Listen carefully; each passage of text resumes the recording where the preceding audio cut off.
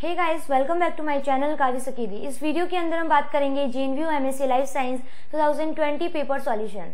Okay, तो start करते हैं। इस वीडियो के अंदर हम डिस्कस करेंगे क्वेश्चन नंबर 1 से लेके 20 तक। तो अगर आपको मेरे इस चैनल पे आपको 2017 से लेके 2019 तक complete video paper solution available है, तो अगर आपने नहीं देखा देन प्लेलिस्ट में जाके आप चेक कर लेना। एंड रही बात आपकी यहाँ पे सिलेबस की, तो सिलेबस की मैंने वीडियो बना रखी है, क्योंकि जेएनयू के अंदर एमएससी लाइफ साइंस का जो है उसका कोई स्पेसिफिक सिलेबस नहीं है। वैसे जेएनयू में क्या डीयू बीएचयू कहीं पे भी किसी का भी कोई भी स्पेसिफिक सिलेबस नहीं होता है एमएससी एंट्रेंस का, तो ध्यान रखना। तो मैंने डिजाइन किया है, तो आप उसकी वीडियो आप देख लेना, उसका लिंक आपको डिस्क्रिप्शन में मिल जाएगा। एंड रही बात आपकी पेपर की पीडीएफ की, तो वो भी आपको इस वीडियो की लिंक में आपको सारे पेपर पीडीएफ लिंक मिल जाएंगे, तो वहां से आप जाके डाउनलोड कर सकते हो। तो अगर आप मुझे टेलीग्राम ग्रुप में ज्वाइन करना चाहते हो तो लिंक डिस्क्रिप्शन में अवेलेबल है, वहां पे आपको बहुत सारी बुक्स एंड पीडीएफ मिल जाएंगे ना। काफी सारे स्टूडेंट भी, अगर आपको कोई डाउट हो क्वेश्चन में तो वहां पे आप पूछ सकते हो। ओके, जेएनयू के अंदर अगर आप एमएससी इन लाइफ साइंस के अंदर आप मास्टर करते हो तो बहुत अच्छी अपॉर्चुनिटी हो जाती है, क्योंकि जेएनयू में प्लेसमेंट भी अच्छा खासा मिल जाता है, और आपको किसी सीएसआई लैबोरेटरी या फिर किसी भी साइंटिफिक पोजीशन या फिर लैब वर्क करना है तो आप इस डिग्री को जरूर लें। ओके, ध्यान रखना, जेएनयू के अंदर जूलॉजी या फिर बॉटनी ऐसा कोई एमएससी डिग्री यहाँ पे नहीं मिलती, आपको ऑनली मिलेगी MSc in life science subject में डिग्री, तो ये चीज ध्यान रखना। और एमएससी इन लाइफ साइंस में रही बात आपकी, अगर आप मास्टर करोगे तो क्या क्या आपको पढ़ने को मिलेगा, तो आप सारे स्ट्रीम की सब्जेक्ट पढ़ सकते हो यहाँ पे ना। आप यहाँ पे बायोकेमिस्ट्री, जूलॉजी, बॉटनी सारे स्ट्रीम के यहाँ पे सब्जेक्ट्स होते हैं। तो ये एक ऐसा सब्जेक्ट है जिसके अंदर आप ऑल ओवर राउंड के मीन्स एमएससी मास्टर बन जाओगे, है ना। तो ये चीज ध्यान रखना। ओके, तो अगर आपने मेरे इस चैनल पे फर्स्ट टाइम विजिट किया है then please subscribe my channel. Question number first, a dihybrid eukaryotic cell possessing 3.2 × 10⁶ base pair will have how many nucleosome. तो यहाँ पे न्यूक्लियोसोम की बात की गई है। तो पहली चीज तो ये आती है कि न्यूक्लियोसोम क्या होता है। आपको पता है कि जो हिस्टोन होता है वो डीएनए के चारों ओर क्या होता है, वेब्ड होता है ना, तो उसी स्ट्रक्चर को हम बोलते हैं न्यूक्लियोसोम। फॉर एग्जाम्पल ये हिस्टोन का मैं ऑक्टोमर बना रही हूँ, है ना। हिस्टोन की अगर बात करें, वैसे तो मैंने प्रीवियस वीडियो में एक्सप्लेन कर रखा है कि हिस्टोन के कितने मॉलिक्यूल्स होते हैं, 5, H1, H2A, H2B, H3 and the H4।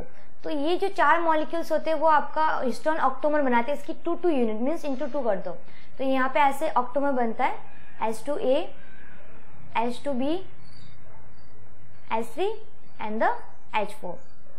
Okay, तो उसके फिर इसके चारों ओर आपका डीएनए का जो मॉलिक्यूल्स, डीएनए का जो बेस पेयर होता है वो इसके चारों ओर यहाँ पे वेब्ड होता है। तो रही बात ये आती है कि यहाँ पे कितने बेस पेयर का डीएनए मॉलिक्यूल्स होता है, वो होता है आपका अप्रॉक्स 149 से लेके 169। कहीं आपको 149 दिखेगा, कहीं आपको 169 बेस पेयर दिखेगा।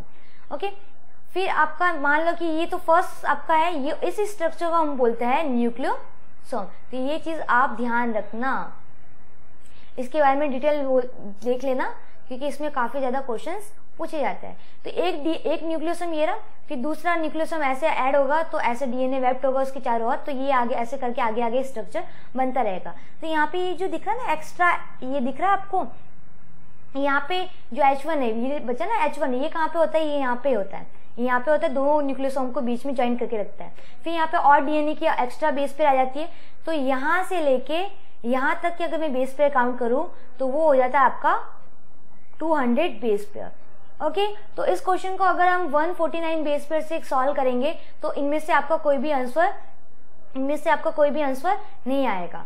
बट अगर आपको 200, तो अगर यहाँ पे 200 बेस पेयर से काउंट करेंगे तो आपका आंसर निकल जाएगा। देखो कैसे, तो यहाँ पे टोटल बेस पेयर कितनी है, 3 × 10⁶ BP। ओके, तो 4 यहाँ पे 4 निकला हुआ, तो 4 हम भी निकाल लेते हैं, तो 3.2 × 10⁻² × 10⁴ बेस पेयर। ओके, तो 4 को निकाल दिया, इसको ये पॉइंट हटेगा तो यहाँ पे 10 लगेगा, 10 से एक 10 कट जाएगा। ओके, तो यहाँ पे 10 बचेगा, तो ऐसे कर 32 × 10 करोगे तो आपका आएगा 320 यहाँ पे होगा ना, 320 × 10⁴।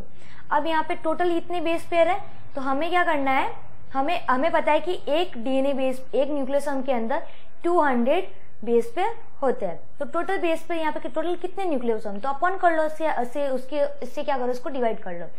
एक जीरो से यहाँ पे जीरो कैंसिल, ये जीरो कटेगा तो यहाँ पे लग जाएगा पॉइंट, और फिर 2 से इसको डिवाइड करेंगे तो आपका आ जाएगा 1.6, है ना।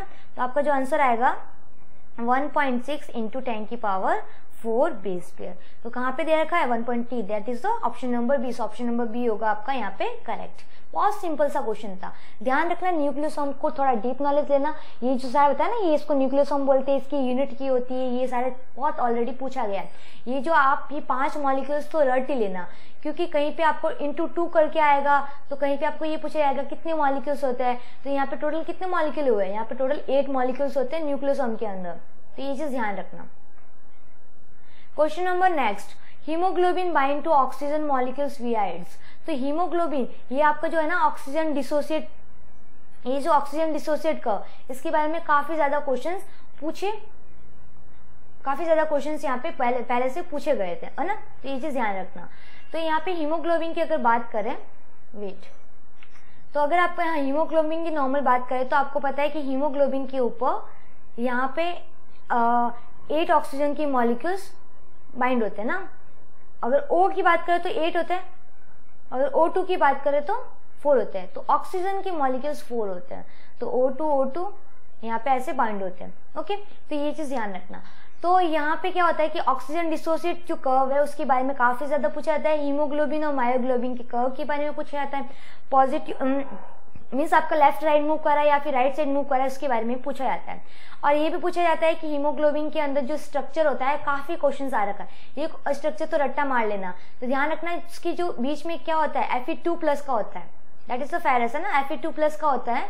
तो ये भी ध्यान रखना। तो यहाँ पे हमें oxygen molecules bind to its ferrous ion से बाइंड होता है इन द पोरफिरिन रिंग। तो ये भी पूछा गया ऑलरेडी। सो ऑप्शन नंबर आपका हो जाएगा डी करेक्ट। ओके, ये ऑप्शन नंबर फर्स्ट में तो नाइट्रोजन आइटम दे रखा है, तो है ही नहीं। ट्रायोसिन रेसिड्यू तो कुछ और ही अलग है ना, हिस्टीन रेसिड्यू, इनसे कोई लेना देना ही नहीं है। सो ऑप्शन नंबर आपका होगा डी करेक्ट। ध्यान रखना, कभी आपका पूछा गया कितनी Fe+ कितने मॉलिक्यूल्स है, 2+ है, कौन सी रिंग है, ये भी पूछा गया है। ऑक्सीजन डिसोसिएट भी पूछा गया है, ऑक्सीजन कर्व भी पूछा गया है। तो ये डायग्राम भी आप लर्न कर लेना। ये क्वेश्चन में थोड़ा एरर है, इसलिए आपको यहाँ पे हटा दिया गया है, इसलिए इस क्वेश्चन को अटेंड करने के फुल मार्क्स मिले थे। Question number 4, apoplastic, symplastic, transmembrane guttation, ये सारे मूवमेंट। आपको पता है कि जो मान लो कि ट्री है, ये रूट है ना।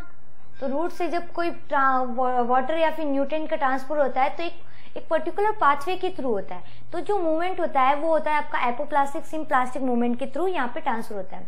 तो एक चीज ध्यान, तो यहाँ पे मान लो कि सेल्स है, ओके। तो अगर आप सेल है तो सेल के चारों ओर क्या होता है, सेल वॉल होती है। तो आपको पता है ना कि क्योंकि ये प्लांट है तो प्लांट के चारों ओर सेल वॉल होती है। तो अगर कोई सिंपली सेल वॉल के थ्रू यहाँ पे आसपास ऐसे मूवमेंट कर रहा है तो वो जो मूवमेंट होता है वो होता है आपका एपोप्लास्टिक होता है। तो ये चीज ध्यान रखना है ना, सिंपल वे में बता रही हूँ। और एक चीज आपको पता है, मान लो ये सेल है और ये दूसरी सेल है, तो इन दोनों के बीच में क्या होता है, इन दोनों के बीच में आपका होता है, इन दोनों के बीच में होता है प्लाज्मोडेस्माटा होता है ना। तो ये चीज ध्यान रखना। तो दो सेल के बीच में प्लाज्मोडेस्माटा मींस अगर कोई मॉलिक्यूल्स, ये तो सेल के बाहर अगर मूवमेंट करा तो एपोप्लास्टिक, अगर सेल के अंदर मूवमेंट कराना है हमें तो किसके थ्रू होगा, तो वो अगर सेल के अंदर मूवमेंट कराना है तो वो होगा आपका सिम्प्लास्टिक मूवमेंट के थ्रू होगा। तो सेल के अंदर अगर आप यहाँ पे ऐसे मूव कर रहा है तो वो होगा आपका सिम्प्लास्टिक मूवमेंट। तो ये चीज ध्यान रखना। फिर अब बात आती है थर्ड मूवमेंट आपका ट्रांससेलुलर। ट्रांससेलुलर कुछ नहीं है, सिंपल से ये कोई सेल है, अगर ओनली यहाँ पे अंदर जा रहा है या फिर बाहर जा रहा है, या तो अंदर जा रहा है या तो बाहर जा रहा है, सेल टू सेल जा रहा है, तो वो होता है आपका ट्रांससेलुलर मूवमेंट, है ना। मीन्स या तो अंदर जाएगा या तो ऐसे बाहर जाएगा। तो तीनों मूवमेंट पता चल गए। तो सिम्प्लास्टिक, जहां पे भी प्लाज्मोडेस्माटा दिखे तो आंख बंद करके आप सिम्प्लास्टिक मूवमेंट कर दो, तो आपका हो जाएगा बी का फर्स्ट। और अगर विया सेल वॉल दिखे तो आंख बंद करके आपका एपोप्लास्टिक हो जाएगा, दैट इज द ए का सेकेंड। फिर ट्रांसमेम्ब्रेन बचा cell to cell, that is the C का 4। पीछे कौन बचा, ग्लूटेशन तो अलग ही होता है, ये हाइड्रोथ होता है, ये 12th क्लास में आपने पढ़ा होगा, तो डी का थर्ड। तो अगर ए का सेकंड करूँ तो यहाँ पे आपका आंसर निकल के आ जाता है option number C. Okay, question number 5, it appeared to the signaling protein has a serine residue at a position 96 that a phosphorylate upon the activation of a signal। देखो क्या दे रखा है कि मान लो कि सिग्नलिंग प्रोटीन है, सिग्नलिंग प्रोटीन है, उसकी जो रेजिड्यू है यहाँ पे पीछे क्या है, सीरीन ऐड है। ओके, अगर जब ये फॉस्फोराइलेट हो जाता है, यहाँ पे जब अगर ये फॉस्फोराइलेट हो जाता है तो इसका मतलब ये क्या हो जाता है, ये क्या हो जाता है, एक्टिव हो जाता है ना, activation of the signal, signal को एक्टिवेशन करा लेता है। तो अगर यहाँ पे क्या किया, you have a plan to replace another amino acid, मान लो कि ये है इसका जो सीरीन है, मैंने यहाँ से रिप्लेस करके कोई और अमीनो एसिड डाल दिया। जब मैंने दूसरा अमीनो एसिड यहाँ पे ऐड किया तो इट्स लॉसेस इट्स फंक्शन, इसका जो फंक्शन है वो क्या हो गया, मीन्स जो एक्टिवेशन था वो हो नहीं पाएगा, इसका जो फंक्शन है वो क्या हो गया, लॉस हो गया। Okay, which of the following amino acid would be of your choice for your replacement.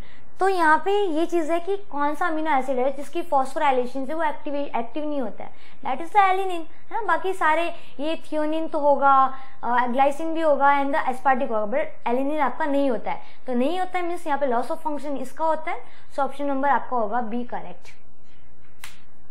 Question number 6, genomic DNA of the bacteria T4 is the double standard. Okay, तो genomic DNA of bacteriophage is the double standard if the viral genome is the heated, viral genome को अगर मैंने heat किया and the cool किया, बहुत the linear circular molecules मुझे यहाँ पे मिलते हैं। This is the primary due to fact कि किसकी वजह से होता है, ये आपका होता है DNA molecules has a positive terminal ends, option number C होगा correct. Question number 7, those parasites capable of the switching to saprophytic mode of nutrition are the known as। तो यहाँ पे क्या बोला गया है कि कोई पैरासाइट था, उसका जो मोड ऑफ न्यूट्रिशन था वो कैसा था। तो मान लो ये क्या है आपका पैरासाइट से, ओके, ये जिसका पहले ये पैरासिटिक था, फिर उसने अपना जो न्यूट्रिशन है वो चेंज करके वो स्पैरोफिटिक कर दिया। Saprophytic means dead and decay matter के ऊपर अपना फूड फीड करना स्टार्ट कर दिया। तो यहाँ पे अपनी इसने क्या किया, अपनी मोड ऑफ न्यूट्रिशन को चेंज कर दिया। जब कोई पैरासाइट या फिर जब कोई ऑर्गेनिज्म अपना जो लाइफ का जो न्यूट्रिशन चेंज कर लेता है वो होता है फैकल्टेटिव, है ना। और जो नहीं करता है मीन्स अगर वो पैरासिटिक है तो पैरासिटिक रहेगा, खाना नहीं मिलेगा तो वो डाई हो जाएगा, बट अपना फूड को चेंज नहीं करेगा, वो होता है ऑब्लिगेट। बट यहाँ पे तो चेंज हो रहा है तो ऑब्लिगेट तो ऐसे होगा नहीं। अब बात ये आती है कि फैकल्टेटिव पैरासिटिक होगा या फिर सैप्रोफिटिक होगा। तो देखो पैरासिटिक से सैप्रोफाइट में कन्वर्ट हो रहा है मीन्स ये वाला मोड ऑफ न्यूट्रिशन होगा, that is the facultative saprophyte. ये चीज ध्यान रखना, ऑप्शन नंबर आपका हो जाएगा ए करेक्ट। अगर यहाँ पे आपका सैप्रोफाइट से पैरासाइट में चेंज हो रहा है, अगर सैप्रोफाइट से पैरासिटिक में चेंज हो रहा है तब आपका आंसर आ जाता फैकल्टेटिव पैरासिटिक। तो ये चीज आप ध्यान रखना है ना, ऑप्शन नंबर ए होगा आपका correct. Which one of the following molecules is the exception of to the octet rule. तो ऑक्टेट रूल का एक्सेप्शन कौन है, तो इनमें से अगर देखा जाए तो यहाँ पे आपका जो बोरॉन होता है वो मेनली ऑक्टेट रूल को फॉलो नहीं करता है, क्योंकि वो उसके पास 6 ही मॉलिक्यूल्स होते हैं ना आउट सेल को बढ़ने के लिए। सो यहाँ पे ये केमिस्ट्री का क्वेश्चन है, ऑप्शन नंबर बी होगा करेक्ट। आप अपने बीएससी में केमिस्ट्री तो पढ़ते होंगे। Question number 9, if the father has a genotype IB। Okay, देखो ये तो बहुत इजी क्वेश्चन है। कोई फादर है, फादर का जीनोटाइप ये है, मदर है, मदर का जीनोटाइप ये है। आपको पूछा गया है the progeny will have a O blood group. तो O ब्लड ग्रुप का प्रोजेनी कैसा होगा, कितने होंगे ना, कितने तो इसका इसके साथ क्रॉस कराएंगे तो आपका आएगा IA and IB। It means इसका ब्लड ग्रुप क्या होगा, AB ब्लड ग्रुप। फिर इसका इसके साथ क्रॉस कराएंगे IB, इट मीन्स इसका ब्लड ग्रुप क्या होगा, B होगा। देन इसका इसके साथ, तो ये रिसेसिव है तो अपना कैरेक्टर शो करेगा नहीं, तो इसका ब्लड ग्रुप हो जाएगा A। एंड इसका इसके साथ क्रॉस कराएंगे ना, तो ये आपका आ जाएगा B। तो आपको यहाँ पे O दिख रहा है क्या, यहाँ पे O बिल्कुल भी नहीं है, मीन्स 0% O है ना। यहाँ पे I एक भी मॉलिक्यूल यहाँ पे एक भी नहीं दिखा, तो 0% है तो O, तो 0% का है ऑप्शन नंबर ए के अंदर। मान लो आपको AB का परसेंटेज पूछते हैं, तो देखो 4 है तो 4 को हम क्या बोलेंगे, अगर 4 है तो 100% होता है, तो 3 गए तो 3 हर सबका 25 होगा, तो AB को कितने मिलेंगे 25%। B यहाँ पे इसको भी 25, इसको भी 25 एंड इसको भी 25। तो बी एंड बी कितना है, 2 बार है, तो 25 प्लस 25 दैट इज द 50% आपका होता है बी, ए होता है आपका 25 एंड द ए बी होता है आपका 25। तो ये चीज भी ध्यान रखना, अगर ऐसा पूछे जाए तो ध्यान रखना है ना। बहुत इजी क्वेश्चन था ये तो। Question number 10, which of the following statement is not true of the resolution of light microscope. कुछ नहीं है, सिंपल सा। देखो आपको पता है कि एक चीज ध्यान रखना कि जो आपका जो रेजोल्यूशन यूनिट है उसको हम डिनोट करते हैं डी से। इसका फॉर्मूला क्या होता है, इसका फॉर्मूला होता है 0.61 lambda upon numerical aperture. Numerical aperture that is also is equal to n dot sine alpha ना, ये चीज पता है। इसके ऊपर न्यूमेरिकल पूछे जाते हैं तो ध्यान रखना, इस फॉर्मूले को रट ही लेना ना। तो इसका मतलब क्या हुआ, देखो अगर मैं डी इंक्रीज कर रही हूँ, डी बढ़ा रही हूँ, इसको कंक्लूजन क्या निकलता है, अगर मैं डी बढ़ा रही हूँ तो लैम्बडा भी क्या हो रहा है, बढ़ रहा है। लैम्बडा बढ़ रहा है क्योंकि इसके सामने है, और न्यूमेरिकल जो एपरेचर है वो क्या होगा, उसके इन्वर्सली पर्पज में वो क्या होगा, कम होगा ना। तो ये चीज ध्यान रखना। अब बात ये आती है कि जो नॉर्मल रेजोल्यूशन होता है वो आपका इन्वर्सली प्रोपोर्शनल होता है रेजोल्यूशन यूनिट के, मीन्स डी के आपका इन्वर्सली प्रोपोर्शनल होता है। इट मीन्स अगर मैं इसको आर से डिनोट कर लूँ, इट मीन्स अगर मैं आर को बढ़ा रही हूँ तो डी क्या हो रहा है, डी कम हो रहा है। अगर डी यहाँ पे देखो, डी अगर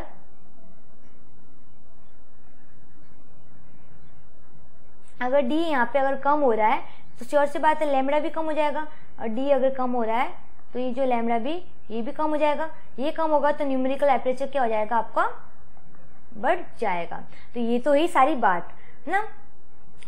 और फिर एक चीज और ध्यान रखना, आपको पता है विबग्योर है ना, यहाँ पे लिख लेते हैं VIB, ये आपके 7 कलर होते हैं। तो ब्लू, तो यहाँ पे ऐसे अगर जाएंगे ना तो वेवलेंथ होती है वो क्या होती है, बढ़ती है। ऐसे जाएंगे तो वेवलेंथ आपकी जो होती है वो होती है, घटती है। तो इट मीन्स जो रेड की जो वेवलेंथ है वो ज्यादा है एंड आपका जो ब्लू की जो वेवलेंथ है वो कम है। ओके, अब क्वेश्चन की साइड में मूव करते। क्वेश्चन में क्या दे रखा है, blue light has a more resolution power. तो देखो नॉट ट्रू पूछा गया ना, कौन सा गलत है, तो ब्लू लाइट की रेजोल्यूशन पावर ज्यादा है।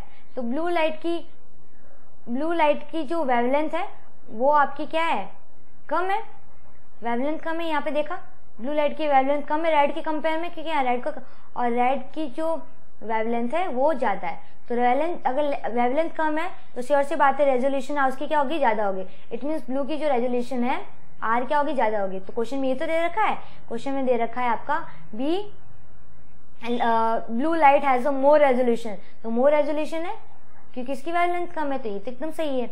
दूसरा क्या दे रखा है, the higher the numerical aperture of the objective lens better is the resolution, है ना। अगर आपका Na ज्यादा है तो रेजोल्यूशन भी ज्यादा होना चाहिए। तो देखो यहाँ पे ये देखो Na ज्यादा है तो रेजोल्यूशन भी ज्यादा, तो ये भी आपका सही हो गया। थर्ड आपका है numerical aperture of the condenser also affect the resolution. Condenser इसका अफेक्ट करता है, तो ये आपको माइक्रोस्कोप पढ़ोगे, माइक्रोस्कोप तो आपको समझ में आ जाएगा, ठीक है। तो ये भी सही है। फिर आपका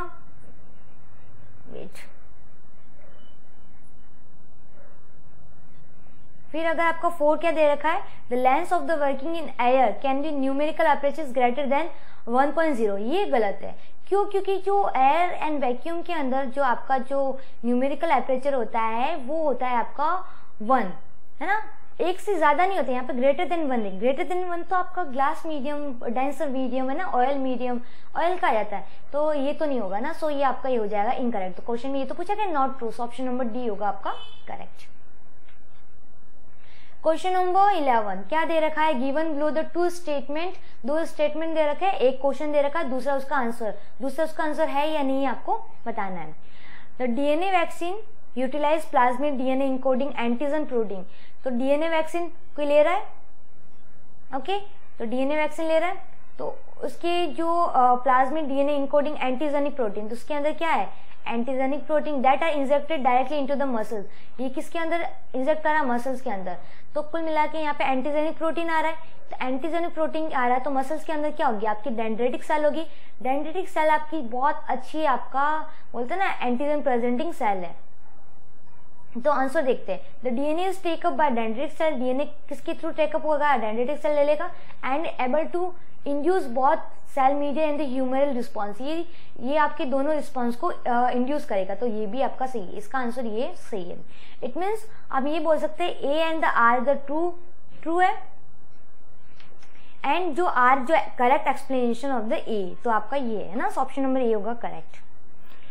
question number 12, for the conversion of the reactant X to Y, the change in the enthalpy, change in the enthalpy is the 8। तो कुल मिला के आपको जो एंथैल्पी दे रखा है वो आपका क्या दे रखा है, 8, and the change in entropy, entropy आपका दे रखा है दैट इज द 20। H आपका ये किलो जूल है, तो उसको हम अगर जूल में कन्वर्ट करेंगे तो श्योर सी बात है 8 × 1000 करेंगे ना, दैट इज द 800 जूल आ जाएगा, 8000 जूल आ जाएगा। कुछ नहीं है यहाँ पे, और क्या दे रखा है, that about the what the temperature, यहाँ पे टेम्परेचर आपको पूछा गया है। और इक्वेशन कैसी, स्पॉन्टेनियस। स्पॉन्टेनियस का मतलब होता है कि यहाँ पे जो डेल्टा जी की एक फॉर्मूला होता है, that is delta G delta H minus T delta S. ये क्वेश्चन, ये टॉपिक बहुत ज्यादा इंपॉर्टेंट है, इसके ऊपर एक ना एक क्वेश्चन मिल ही जाता है न्यूमेरिकल में। एंड इसका ग्राफ भी होता है ना, ऐसे ग्राफ होता है, एक ग्राफ तो ऐसे होता है, एक ग्राफ ऐसे होता है, तो वो ग्राफ भी ध्यान रखना है। स्पॉन्टेनियस के अंदर जो डेल्टा जी की वैल्यू होती है वो हमेशा माइनस के अंदर होती है, तो ये चीज भी ध्यान रखना। तो अगर यहाँ पे हमें टेम्परेचर फाइंड करना है तो मैं यहाँ पे जी को मुझे यहाँ पे नेगेटिव लेना पड़ेगा, क्योंकि यहाँ पे जी की वैल्यू गिवन नहीं है, तो गिवन नहीं है तो मुझे यहाँ पे 0 लूंगी। ओके, तो सारी वैल्यूज को पुट कर लो। एच की वैल्यू क्या है, आपका एच की वैल्यू है आपका 8000 हो गया, किलो जूल था जिसको जूल में कन्वर्ट किया, वैल्यू पुट कर ली। फिर आपका टी है, टी तो निकालना है ना, टी आपको यहाँ पे निकालना है। फिर और आपका यहाँ पे जो डेल्टा एस है वो आपका हो गया 20। अब इसको निकालना है, सारी वैल्यूज को सामने लेके जाओ, ऐसे सॉल्व करोगे तो आपका आ जाएगा T is equal to 400 kelvin. ये 400 केल्विन के अंदर है, हमें इसको सेल्सियस के अंदर कन्वर्ट करना है। इट मीन्स जब भी हम किसी केल्विन को सेल्सियस में कन्वर्ट करते हैं तो उसको हम वैल्यू को माइनस करते हैं फ्रॉम दी 273, माइनस कर लो, केल्विन की वैल्यू दे रखी है और उसको 2373 से माइनस करेंगे तो माइनस करके आपका आंसर आएगा 227। अगर वैल्यू सेल्सियस में दे रखी है, उसको केल्विन में कन्वर्ट करना है तो हम क्या करेंगे, K प्लस 273 हो जाता है ना, तो ये चीज ध्यान रखना। ऑप्शन नंबर आपका होगा D correct. Question number 13, question number 13 में क्या दे रखा है, a committee of 3 person is to be the constituent from the group of the 2 men and the 3 women. Okay, how many combinations is possible for making a community which would be the consist of the 1 man and the 2 women? तो total man कितने हैं यहाँ पे, total man है 2, और इनमें से हमें कितने को चूज करना, 1 मैन को चूज करना है, तो हम ये बोलेंगे 2 3 1 बोल देंगे। 2 वुमेन है तो 3 2 1 है। इसको ऐसे सॉल्व करेंगे, वैल्यू में पुट करेंगे तो आपका आंसर आएगा 6, है ना, देख लेना आप वीडियो को पॉज करके। Question number next, that is the 14। ये जो क्वेश्चन है, इस टॉपिक के ऊपर क्वेश्चंस काफी ज्यादा पूछे जाते हैं, बहुत इंपॉर्टेंट टॉपिक है ये आपका इम्यूनोलॉजी से, है ना। तो इसको समझने से पहले आपका पहले ये देख लेते हैं। ओके, तो टाइप ऑफ हाइपर सेंसिटिविटी, जो टाइप फर्स्ट होती है वो आपका IgE मीडिएट होता है। मैंने आपको पहले वीडियो में बता रखा है कि फर्स्ट को आप ऐसे रखो कि फर्स्ट है उसको, इसका हम E बना सकते हैं, तो ये IgE मीडिएट हो गया। ये आपका, इसकी एग्जांपल आपका ये रहा एम्फिलैक्सिस एंड विद इन 1 आवर होता है।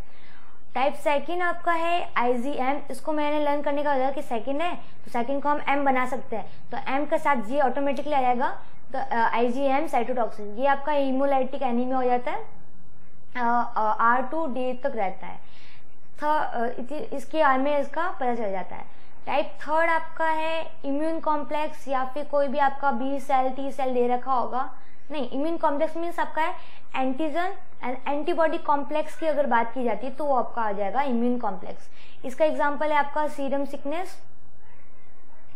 फिर आपका है टाइप 4। टाइप 4 के अंदर जो भी टी सेल्स दे रखा होगा सेल्स आपका, तो आपका हो जाएगा ये आपका टाइप 4, है ना। पहले ये आपका SGS सेल के बारे में पूछा गया था पहले, क्योंकि उसके अंदर कंसंट्रेशन ज़्यादा हो जाती है वगैरह ना। तो ये सारा आप ये चार्ट अच्छे से रट लेना। क्वेश्चन पे मूव करते हैं। क्वेश्चन पे क्या दे रखा है आपका, क्वेश्चन पहले हम ये देख लेते हैं। टाइप फर्स्ट है तो आई का फर्स्ट का क्या बनता है, ई बन जाता है। तो ई कहाँ पे दे रखा है, ये ना। तो फर्स्ट का आपका डी का थर्ड ऐसे हो जाता है, तो डी का थर्ड यहाँ पे दे रखा है और यहाँ पे दे रखा है, बाकी सारे ऑप्शन एलिमिनेट हो जाएंगे। ओके, फिर आपका है मीडिएट, ये आपका मीडिएट। तो यहाँ पे IgM इससे क्या होती है आपका इरेक्टोब्लास्टोइड फिटेलिस। और सीरम सिकनेस अभी पीछे देखा था कि ये आपका इम्यून कॉम्प्लेक्स मीडिएट है ना। एंड फिर पीछे बचे आपका डीले हाइपरसेंसिटिव। तो डीले हाइपरसेंसिटिव हमेशा आपका मीडिएट टी सेल्स होता है। सो बी का फर्स्ट कहाँ पे है, बी का फर्स्ट ये रहा, सी का सेकंड ये रहा, ये सारा हो गया। सो ऑप्शन नंबर आपका हो जाएगा सी करेक्ट। ओके, देखो सीरम सिकनेस ये रहा टाइप 3, तो यहाँ पे सीरम सिकनेस ये रहा आपका। क्वेश्चन नंबर 49, ये तो क्वेश्चन बहुत ज्यादा इजी है ना। Rohit extract DNA from the epithelial cells found the presence of 27% cytosine. यहाँ पे करते हैं। सी आपका कितना है 27%। He calculate the percentage of composition of the rest of the basis, choose the correct option. तो आपको करेक्ट ऑप्शन, ऐसे क्वेश्चन आ जाए ना इसके अंदर तो पूरे में से पूरे मार्क्स लेने चाहिए ना। हमें पता है कि जो ए होता है वो टी के साथ डबल बॉन्ड बनाता है, जी होता है सी के साथ ट्रिपल बॉन्ड बनाता है। तो जितना ये होगा उतना ये होगा, जितना जी होगा उतना ही सी होगा। तो सी अगर 27% है तो ऑब्वियसली बात है यहाँ पे भी ये जी भी आपका 27% होगा। इट मीन्स आपका जो जी होगा दैट इज द 27%। अगर ये दोनों 27% है तो 27 प्लस 27 कितना हो गया, है ना, दैट इज द 54%। तो आपका 54% आपका हो गया G plus C is equal to 54%। तो पीछे कितना बचा, 100% होता है तो 100% में से 54 माइनस कर लो।